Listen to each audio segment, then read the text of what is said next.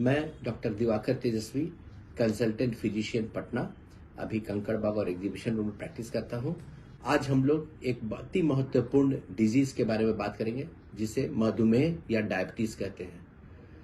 मधुमेह या डायबिटीज होने के कारणों में पहला तो जेनेटिक कारण होता है, जो परिवार में अगर किसी के पिताजी, माँ, भाई, बहन किसी को है तो उसमें ज्यादा संभावनाएं होती हैं डायबिटीज उत्पन्न होने की। और दूसरा लाइफ स्टाइल डिजीज के बारे में भी कहते हैं, जैसे जो अनुचित जीवन शैली है, खान पान पे ध्यान नहीं है, और जंक फूड है, वेट ज्यादा है, एक्सरसाइज नहीं है, तो इसके कारण से भी डायबिटीज होने की संभावनाएं बढ़ती हैं। अब इसके लक्षण के बारे में जानेंगे। प्रमुख लक्षणों में बहुत ज्यादा प्यास लगना, बहुत ज्यादा भूख लगना, वजन का घटना, घाव का नहीं भरना, बार बार पेशाब होना, और इसके साथ साथ खुजली होनी, और किसी किसी को इस कारण से जब ब्लड में शुगर बहुत बढ़ा रहता है तो उस कारण से बहुत अन्य तरह की बीमारियां, अपरसिस्टिक इन्फेक्शन होने की संभावनाएं होती हैं। अब इसके लक्षण को जानने के बाद अगर किसी को भी इस तरह के लक्षण आ रहे हैं तो अपनी ब्लड की टेस्ट करानी चाहिए, ब्लड शुगर का लेवल देख लेना चाहिए।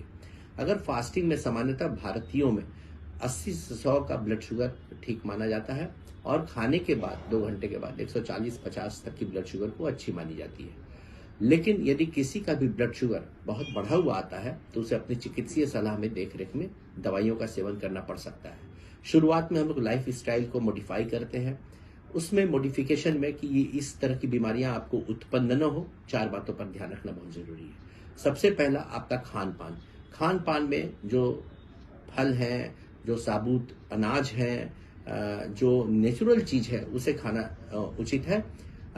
प्रोसेस्ड फूड को, अल्ट्रा प्रोसेस्ड फूड को, डिब्बाबंद चीजों को जिसमें कि बहुत हाई प्रिजर्वेटिव्स हैं, उन सब चीजों को अवॉइड करना है। बहुत ज्यादा हाई ग्लाइसेमिक इंडेक्स के फूड को अवॉइड करना है, और सामान्य सरल खाद्य पदार्थों को लेना है और समय लेना है। दूसरी चीज है कि कम से कम 30 मिनट से 35 मिनट का एक्सरसाइज अपना करते रहना है डेली। और तीसरी चीज है जो बहुत महत्वपूर्ण है, वो है आपकी निद्रा। कम से कम 7 से 8 घंटे की साउंड स्लीप होनी चाहिए।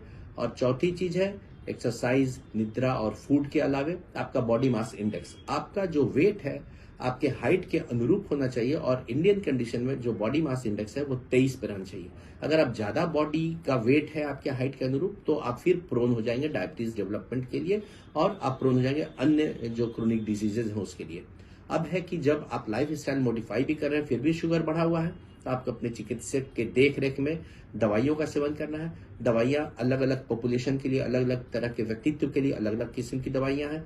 मोटे व्यक्ति अगर डायबिटीज है उनको, तो उनके लिए अलग तरह की दवाइयां हैं जो आपके वेट को भी रिड्यूस करती हैं, डायबिटीज को भी कंट्रोल करती हैं। दुबले पतले हैं या डायबिटीज आपको ट्यूबरकुलोसिस के साथ है या अन्य तरह की चीजें हैं, तो उसमें अलग अलग किस्म की दवाइयां भी चलती हैं। और बहुत बार इंसुलिन की भी आवश्यकता पड़ती है। जैसे प्रेगनेंसी में अगर डायबिटीज है तो इंसुलिन देना उचित रहता है। यदि आपको ट्यूबरकुलोसिस के साथ या कोई अन्य गंभीर बीमारियों के साथ डायबिटीज है, तो लिवर के कंडीशन है, किडनी की एडवांस्ड कंडीशन है, तो उस स्थिति में भी इंसुलिन का प्रयोग करना उचित रहता है। अपने चिकित्सक के देखरेख में रखें और अपने शुगर को कंट्रोल पे रखें। जीवन शैली को अच्छा स्वास्थ्यवर्धक अपना करके रखें और आप इन सब बीमारियों से दूर रहें। धन्यवाद।